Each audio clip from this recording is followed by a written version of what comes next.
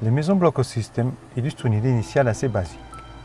Une maison peut être vue comme un bloc ou un ensemble de blocs.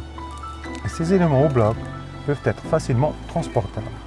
Ainsi, Block System propose avec ces maisons des lieux de vie, d'habitation qui ne seront pas attachés au sol, des maisons portables. Nous vous présenterons ici le transport et l'implantation d'une telle maison. Les maisons sont d'abord développées en usine à hauteur de 90%, c'est-à-dire que toute la partie conception et montage est développée à cette première étape de la construction. Ainsi, lors du chargement, les blocs d'habitation sont quasi complets et personnalisés. Ensuite, la logistique du transport peut inclure plusieurs camions sur des distances plus ou moins importantes. Les moyens d'élévation conséquents seront aussi nécessaires pour le déchargement. Enfin, la préparation préalable du site devant recevoir la maison est très importante. De nombreux facteurs doivent être pris en considération. Le positionnement de la maison, les accès, les entrées, l'exposition solaire, les alignements avec les trottoirs et les distances légales à respecter. Finalement, l'inscription de la maison dans son environnement en fonction de l'orientation, du nombre d'habitants, etc. L'implantation sera réalisée par des monoblocs de béton posés à même le sol sur lesquels va reposer la maison. Ces monoblocs seront dimensionnés spécifiquement pour chaque projet en fonction de la géographie du terrain, de façon à permettre une pose millimétrique des modules d'habitation.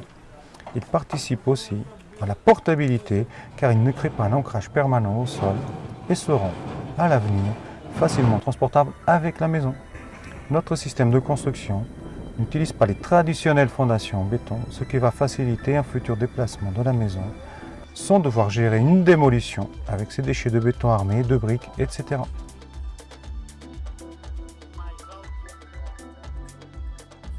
Le site d'implantation n'est absolument pas impacté par la maison qui ne laissera aucune empreinte environnementale. Ceci est au cœur de notre projet qui allie innovation et souci de l'environnement. Lors du transport, nous commençons par définir une date avec les différents intervenants, les camions, les moyens d'élévation en usine et sur le site de livraison. C'est un transport spécial, avec des pièces qui ont des dimensions hors normes. Cela commence donc par la préparation en usine de l'élévation des blocs pendant que les camions arrivent.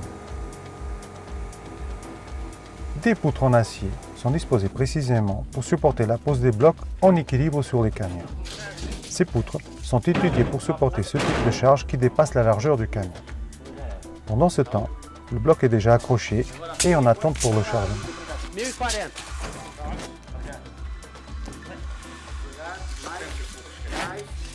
Aqui está com 40, 740.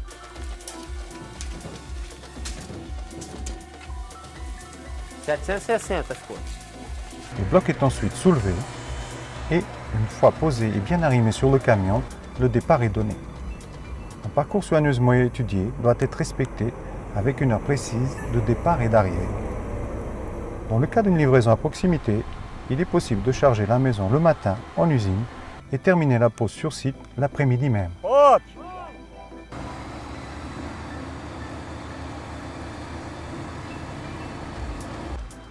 Pendant le transport, le suivi de toute l'opération doit être permanent afin d'éviter tout contretemps inhérent aux conditions de circulation de la route. Il faut bien planifier l'itinéraire depuis les grands axes jusqu'aux plus petites rues que le convoi devra emprunter. Un rond-point trop petit peut parfois s'avérer un défi. Une fois arrivé sur site, la grue sera positionnée de façon à pouvoir soulever les blocs d'habitation depuis le camion et les faire passer par-dessus tous les obstacles. Fils électriques, arbres, voitures, etc. pour finalement les poser sur les monoblocs de béton.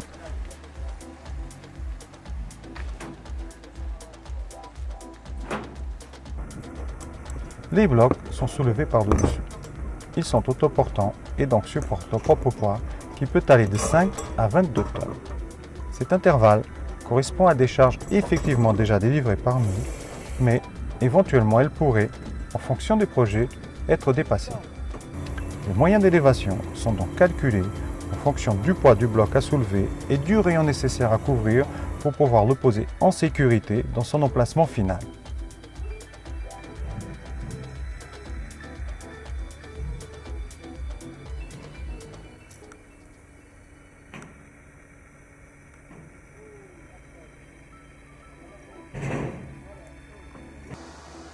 Des bandes en caoutchouc sont alors posées pour servir de joint de dilatation.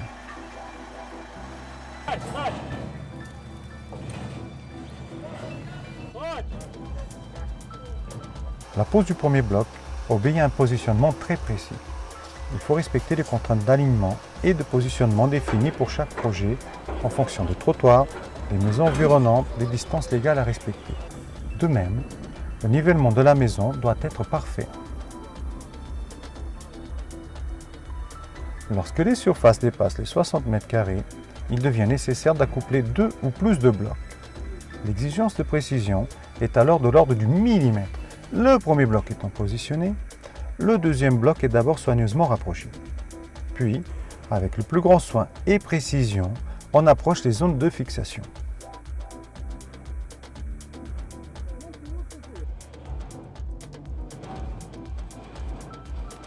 La précision est très importante. Il faut placer au millimètre ces blocs très grands et lourds.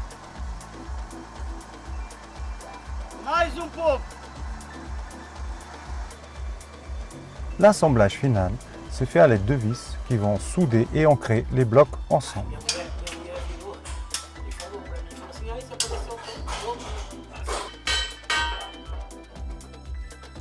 Le joint de dilatation est alors fermé par du polyuréthane avec une bande extérieure de dilatation en mastic qui va proportionner un isolement idéal.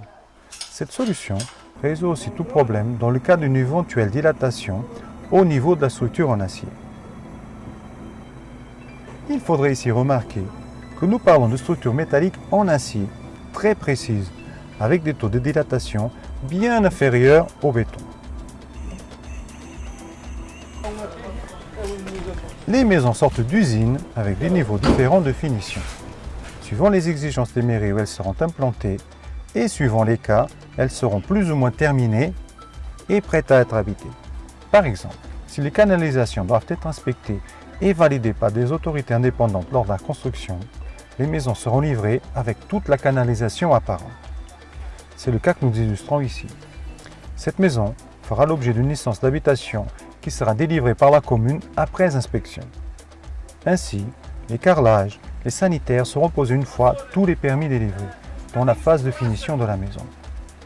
Dans d'autres situations, les maisons peuvent être livrées pratiquement prêtes à habiter, ne restant que les branchements de l'eau, de l'électricité, ainsi que les arrangements extérieurs à terminer pour pouvoir habiter la maison.